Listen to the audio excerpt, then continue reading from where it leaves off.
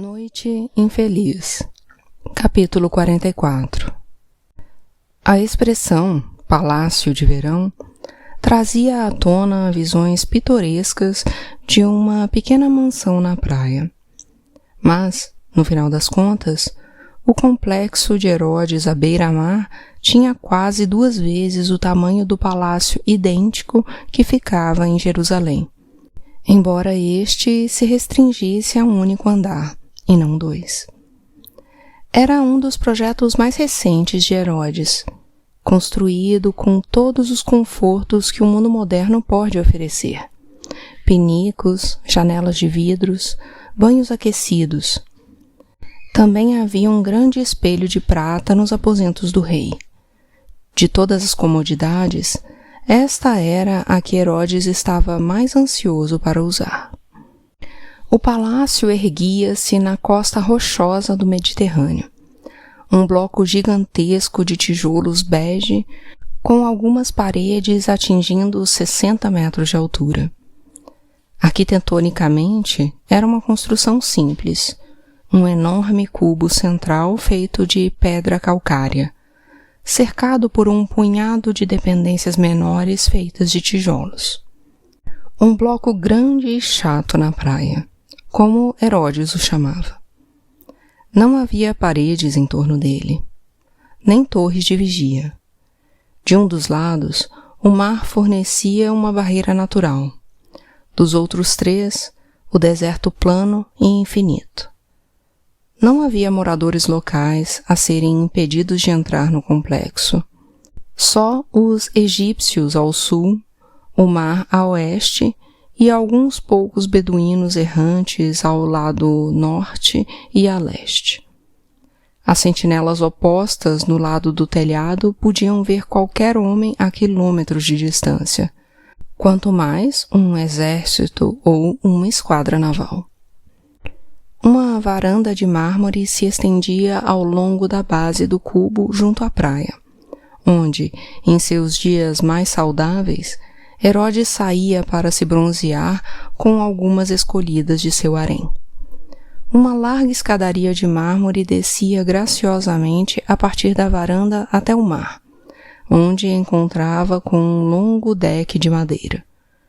Suas pranchas saudavam Herodes e seus convidados quando eles chegaram de barco a partir do norte. Hoje, no entanto, o cais estava repleto de navios romanos de guerra, oscilando nas ondas de tamanho considerável que se avolumavam sob a tempestade crescente. A marina romana chegara pela costa sul da Judéia para se juntar ao seu exército. A frota era liderada pelo lendário almirante chamado Lúcio Arúncio, que tinha sido fundamental para que seu amigo Augusto alcançasse soberania exclusiva do império. O imperador enviara seu almirante mais confiável para cuidar de seu estimado feiticeiro e do promissor oficial, embora jovem e ainda não testado, Pôncio Pilatos. À medida que Baltazar era puxado na direção do palácio distante, os pulsos atados com corda, ele podia distinguir a parte de cima de vários navios subindo e descendo, mastros nus balançando-os como juncos na brisa. A chuva estava mais forte agora.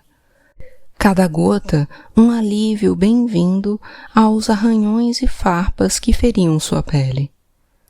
Ao chegar ao pé do palácio, ele foi arrastado para longe da procissão principal sem a menor cerimônia e levado até uma pequena entrada lateral. E o que era um céu cinzento e chuvoso, de repente se transformou em uma passagem negra, cuja escuridão era permeada apenas pela luz bruxelante das tochas na parede. Estava em um calabouço, para nunca mais ver o céu.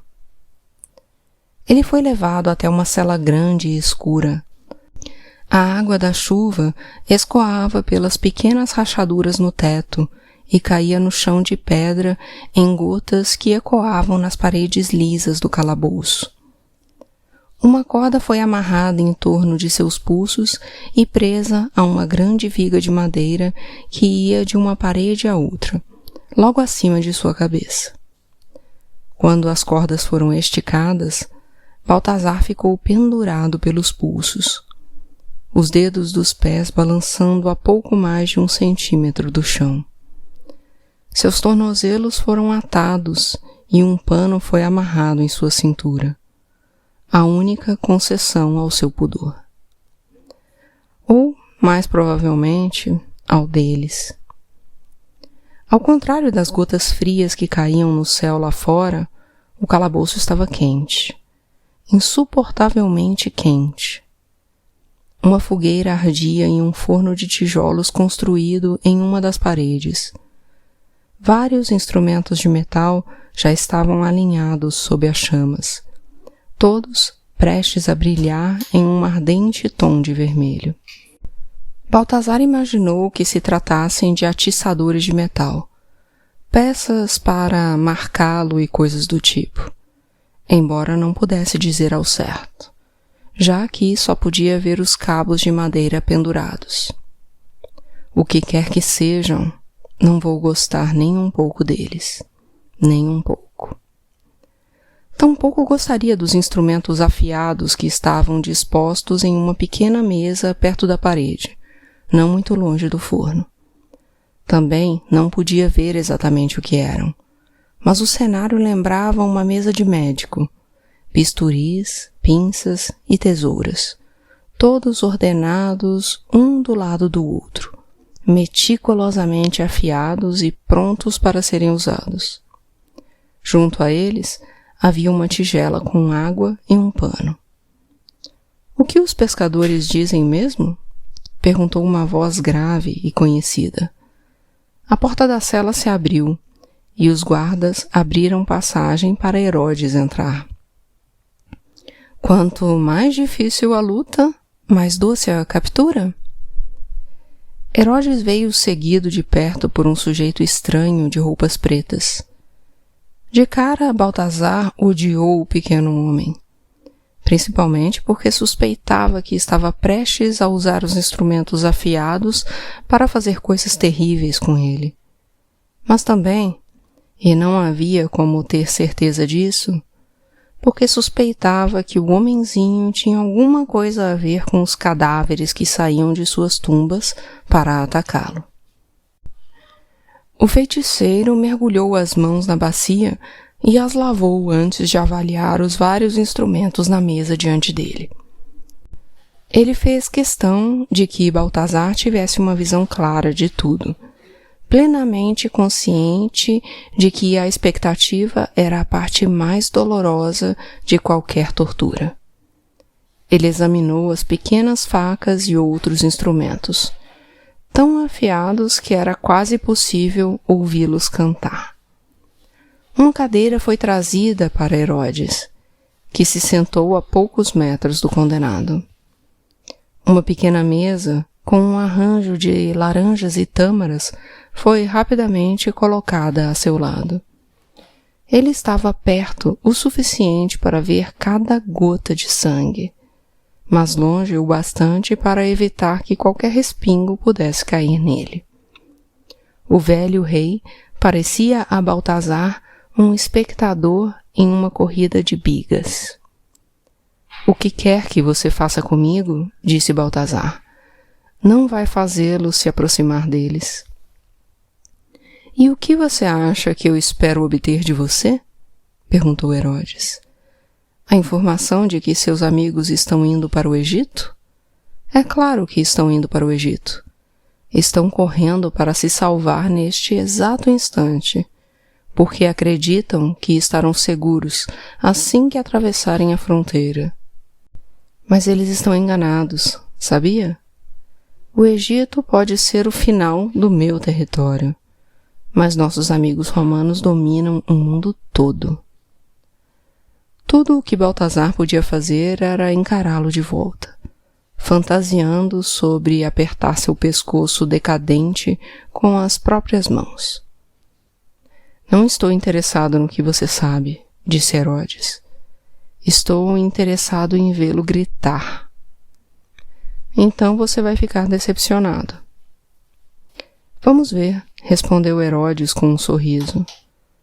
Podia ver as gotas de suor escorrendo pelo rosto de Baltazar. O tremor de seus dedos. Talvez fosse de exaustão. Mas Herodes achou que o mais provável era que o poderoso fantasma da Antioquia estivesse apavorado em silêncio. Você parece já estar com medo, disse ele. E você parece um cachorro doente, com a coleira de Roma pendurada no pescoço. Junto à porta, Pilatos lutou para reprimir uma risada. Eu não teria conseguido fazer uma descrição melhor. Herodes fitou Baltazar por um instante e depois riu. Se tivesse ouvido tal insulto ontem, talvez pudesse ter deixado a raiva tomar conta de si. Ou mesmo a mágoa. Mas isso era antes de tudo mudar. Antes de seu corpo e seu futuro serem retirados das cinzas. Hoje, ele encarava as palavras de Baltazar pelo que eram. As tentativas desesperadas de um homem à beira da morte. O feiticeiro escolheu seu instrumento, um bisturi, e se aproximou. Baltazar se preparou para o que estava por vir. Havia um lugar em sua mente, um lugar no qual podia se abrigar. Um lugar onde Abdi estava esperando por ele, onde sua mãe e suas irmãs estavam esperando para lhe dar as boas-vindas. E Sela, ela estava lá, dourada e infinita, nua sob as águas do Orontes, selvagem e acolhedora. Pilatos permaneceu junto à porta. Não gostava muito de tortura e queria estar perto da saída, caso se sentisse enjoado. Em sua experiência, tal prática só servia para extrair mentiras e funcionava mais para o prazer do torturador do que para a dor do torturado. Leve o tempo que quiser, disse Herodes, à medida que o feiticeiro se aproximou de Baltazar com a lâmina brilhando sob a luz das tochas. Não havia motivo para pressa. O público achava que o fantasma da Antioquia já estava morto. Sem correr o risco de criar simpatia pelo prisioneiro, eles podiam ser tão cruéis e minuciosos quanto quisessem. O feiticeiro deu início aos trabalhos, levando a faca até a lateral do corpo de Baltazar. Tinha decidido começar esfolando a vítima, um pedaço de cada vez. Então passaria para outros métodos menos cirúrgicos de infligir dor.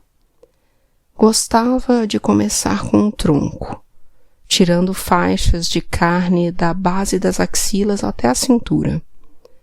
Era um trecho rico em nervos, excruciante quando aberto e descolado do corpo, mas removê-lo não era fatal. Outros preferiam começar com o rosto e ir descendo, mas, embora retirar a pele do rosto fosse doloroso e assustador, muitas vezes era mortal. Prolongar a morte era semelhante a prolongar o orgasmo. Quanto mais perto você levar a vítima da linha de chegada, sem de fato cruzá-la, melhor. O truque era ir devagar para dar à vítima tempo de se recuperar do choque, para mantê-la consciente e conservar sangue suficiente em seu corpo para que ela permanecesse viva por dias a fio. Esse era o truque. Isso é que era uma boa tortura. Baltazar fechou os olhos e imaginou os barcos flutuando lentamente. Estava sentado com Abdi no colo, sob a árvore preferida deles. Aquela que tem uma marca no tronco, igual ao ferimento que seu irmão estava prestes a ter. Pare! Aquilo não estava ajudando. Pense em outra coisa, Baltazar. Pense em outra coisa. Rápido! Leve sua mente para fora dessa sala. Afaste-a da dor.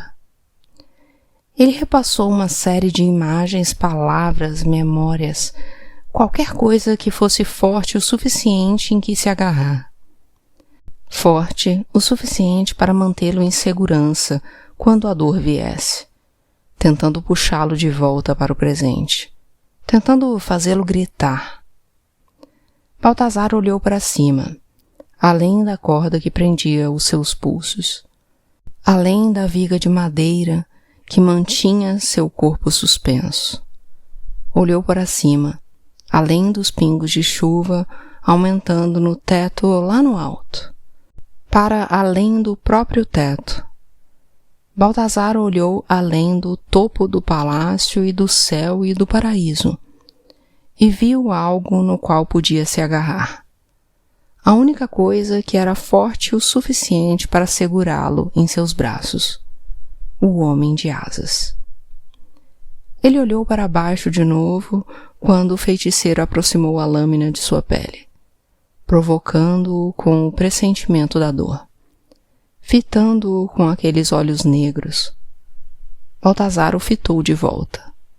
Estava determinado a permanecer completamente calado, determinado a não se contorcer, não importando o que acontecesse. O feiticeiro enfiou o bisturi logo abaixo da axila esquerda de Baltazar. A lâmina afiada entrou quase sem nenhuma dificuldade, e ele começou a conduzi-la até embaixo, lentamente, em uma linha reta, até o quadril. A incisão era tão fina que, a princípio, não sangrou, como um corte de papel. Ficou respingando por um momento, até que o sangue brotou como belas contas negras que escorreram pelo seu corpo. Enquanto escorriam, Baltazar manteve-se firme, em um abraço apertado com o homem de asas. Ele permaneceu parado e em silêncio, mesmo quando a lâmina do feiticeiro voltou ao início do caminho e fez uma segunda incisão paralela à primeira. E então juntou os dois talhos, um com o outro, pequenos, no topo e na base. Baltazar não emitiu nenhum grunhido, embora seus dentes estivessem rangendo até se despedaçar em sua mandíbula cerrada. Ele não se contorceu. E quando abriu os olhos, sua firmeza foi recompensada diante da visão de Herodes, de cara fechada.